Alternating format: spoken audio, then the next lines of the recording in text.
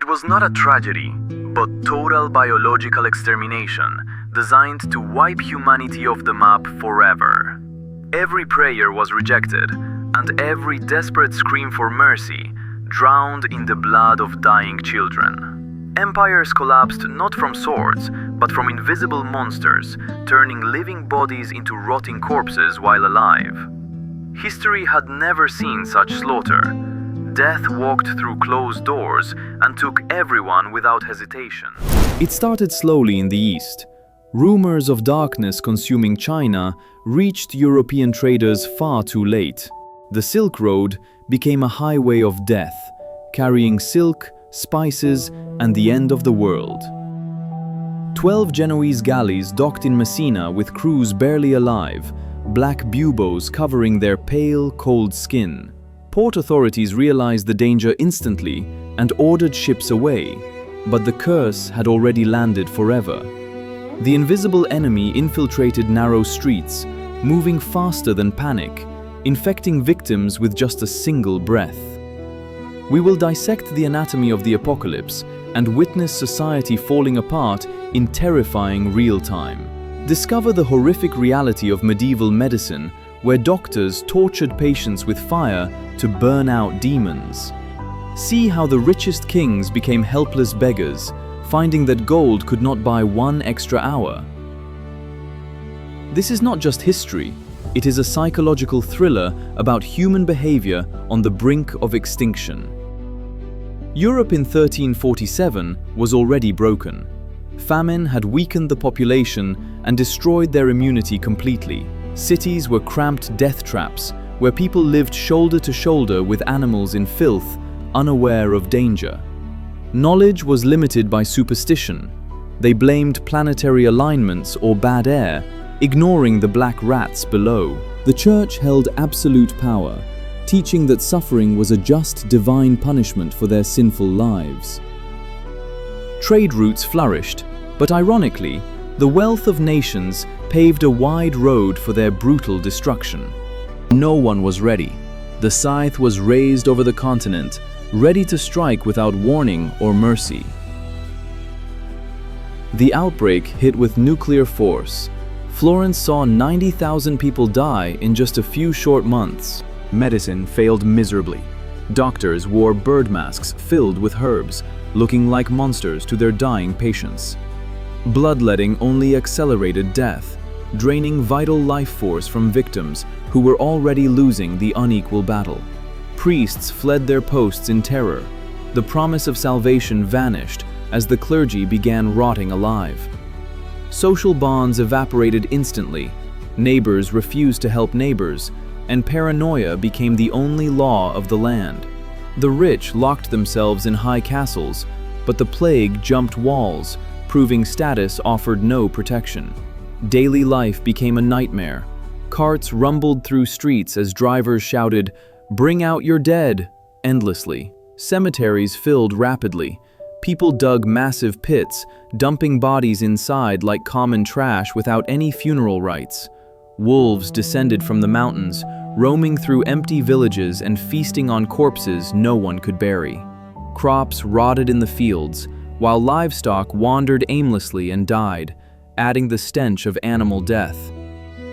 Survivors lived in a trance, drinking and gambling in taverns, expecting to die in agony by morning.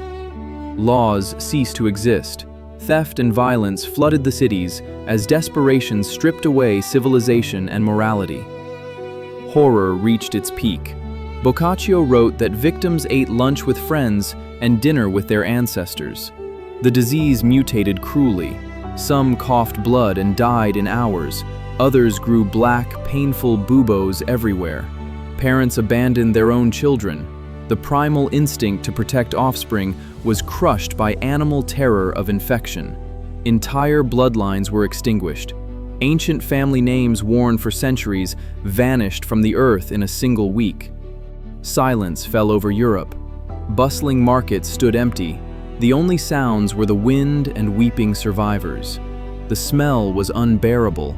Sailors miles offshore could smell the stench of death carried by the wind. It felt like the end times. People truly believed humanity was being judged and executed by God. No hope remained anywhere. The psychological trauma inflicted on survivors would scar the collective mind for centuries. Madness took a new form. Flagellants marched through towns, whipping themselves to appease God's wrath with blood. Their blood spread the plague. Instead of salvation, these fanatics acted as biological super spreaders of deadly disease. Then the search for scapegoats began. Mobs looked for someone to blame for poisoning wells and spreading death. Jewish communities became targets. In Strasbourg, thousands were burned alive on a platform built for mass execution. It was mass hysteria. People murdered their neighbors, hoping that spilling blood would stop the invisible killer forever. The Pope tried to intervene, but the furious mob was deaf to reason, fueled by blind primal fear. Finally, the fever broke, but the world that rose from the ashes was unrecognizable and changed forever.